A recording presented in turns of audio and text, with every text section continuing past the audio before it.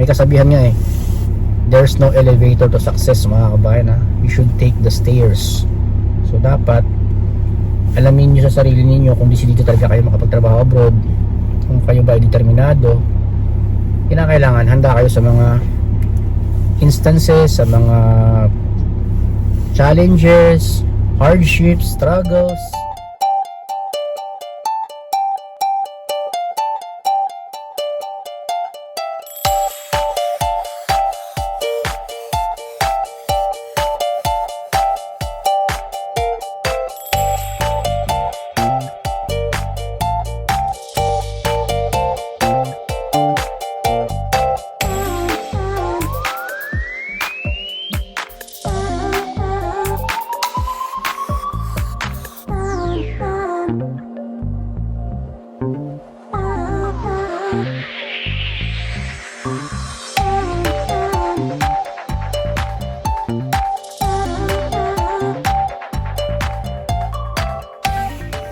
Good morning mga kabili boy. Naka full gear pa rin ako kasi lalabas ako eh. Kailangan kong paandarin yung sakyan ko. Hindi rin siya nakasaksak. Magdamag dito sa labas, naka-steel purpose eh. So kailangan kong i-warm up to. Ay Lord, negative 36 pa rin ngayon. Grabe. Hapon, negative 44. Grabe guys, oh. Lamig ngayon dito sa Alberta. Kailangan kong i-warm up to kasi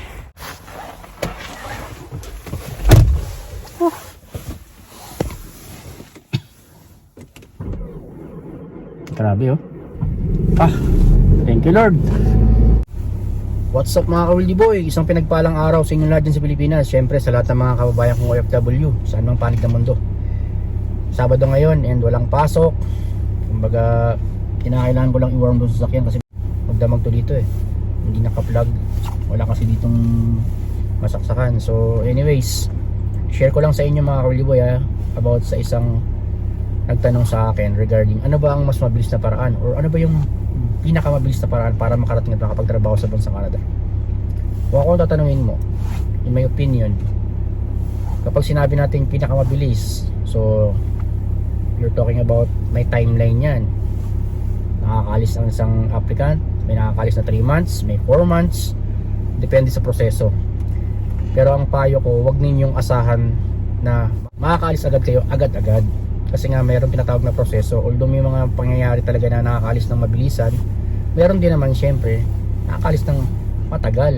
Pero syempre worth it naman. Kumaga worth waiting naman as long as ikaw ay ma-deploy. So ito yung pinapoint out ko dito. Once may mga job opportunities bound to Canada, na kailangan nyo lamang subukan lahat ng mga possibilities.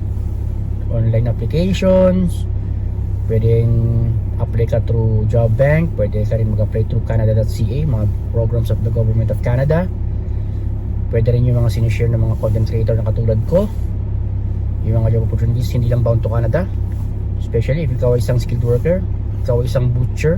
Yan ang pinaka main ano ko dito topic eh, yung kayo ay makapagtrabaho abroad, especially if ikaw ay isang skilled worker, especially if ikaw ay isang butcher. If wala kang experience, tinuturo ko kung paano mo ito simulan, ano dapat mong malaman, requirements. Siyempre, yung mga agencies, hindi lang bound to Canada, meron din bound to Australia, UK, and in New Zealand. So kinakailangan mo lamang maglaan ng panahon dito. May kasabihan nga eh, there's no elevator to success mga kabayan ha. You should take the stairs. So dapat alamin nyo sa sarili ninyo kung dito talaga kayo makapagtrabaho abroad, kung kayo ba ay determinado. Kinakailangan handa kayo sa mga instances, sa mga challenges, hardships, struggles. Dapat kayang-kaya nyong i-overcome yan. Hindi naman tayo perfecto para sabihin natin lahat ng pagsubok kaya natin lagpasan. Of course, pinanghihinaan tayo ng loob. Kung minsan darating yung breaking point natin na ayoko na, dito na lang ako, okay na ako dito. Ang akin lang noon pa, gumagawa ko ng mga content about information, tips, ideas, advice, especially knowledge din. Lalo na sa mga kababayan kong butchers, hindi lang sa Pilipinas, ganoon din sa ibang panig ng mundo. At hindi sa pagyayabang, marami na rin naman natulungan ng aking channel na na-deploy hindi lang bound to Canada, nandun na rin yung iba sa bansang UK, Australia, and in New Zealand, at patuloy pa rin sila nagme-message sa akin kahit nandun na sila.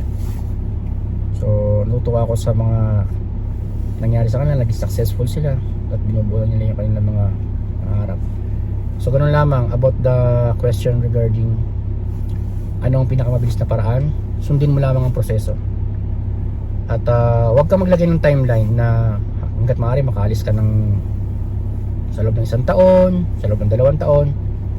Gawin mo muna, sundin mo muna yung proseso. Kung wala ka pang karanasan, kinakailangan i-gain mo ang particular experience. If skilled butcher ang gusto mong maging experience, well, napakagandang karanasan, kasi nga in demand dyan, hindi lang sa bansang Canada, ganun din naman sa Australia, New Zealand, UK, kahit saan panig ng mundo, in demand ang pagiging butcher. And aside from that, yun na nga, i-maintain mo ang pangatawan mo ng maayos sa pangatawan, at dapat wala kang criminal record, stay out of trouble. So yun, ganun lang mga kabayan ha. Palagi kong sinasabi, consistency, patience, and have a positive mindset. Samahan nyo ng diligence, tiwala sa sarili, tiwala sa may kapal, at syempre tiwala sa proseso.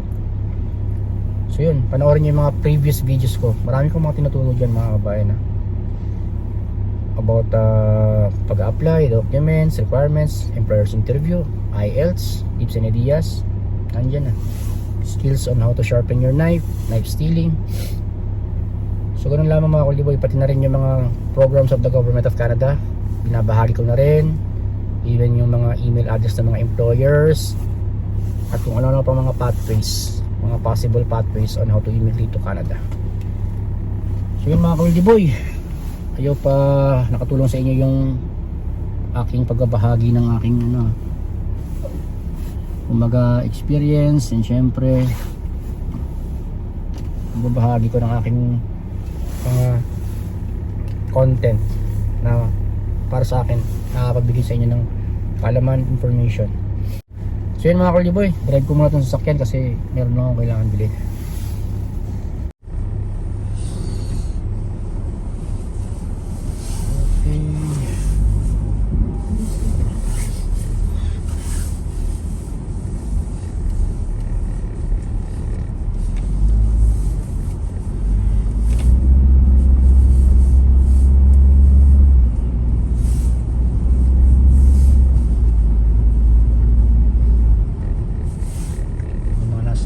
Street parking, inayaan nila yung sasakyan nila dyan kasi wala silang garahe. Pero kadalasan dito dalawang sasakyan, kaya ito pang street park lang, pero yung isang sasakyan nila yun yung pang nila, mga pang drive sa trabaho.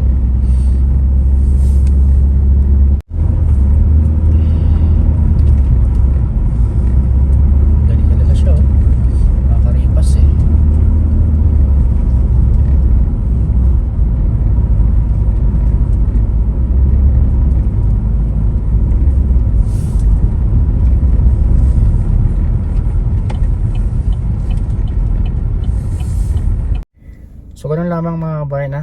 Trust the process as always. So yun, I hope nagustuhan nyo yung video na to.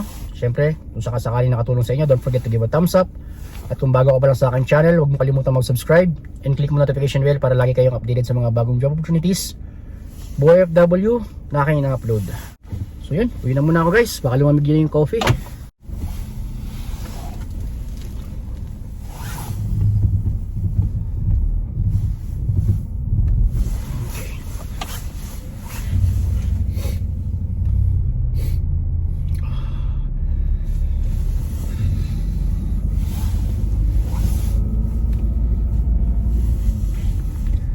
Dito pala sa Canada, just in case lang hindi kayo marunong mag-drive sa Pilipinas, hindi yan big deal. Kahit dito ka na mag-practice magmaneho, kasi nga madali lang mag-practice ng pag-drive dito. Karamihan ng mga sakyan dito automatic lang. At syempre dapat dito may ipapasa mo yung mga drive examination, may mga theory examination pa dito bago ka makapag road test. Dito dapat defensive driver ka lagi Take your time. Yan, tulad yan. Pag libre, na Mariba. Dahan-dahan lang kasi icy ngayon eh. Kalsada.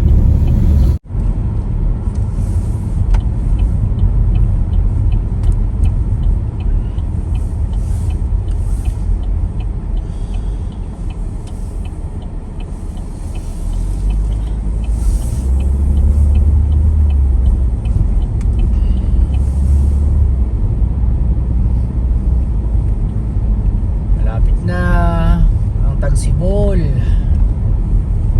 Ano lang, diba? February, 2 months pa pala.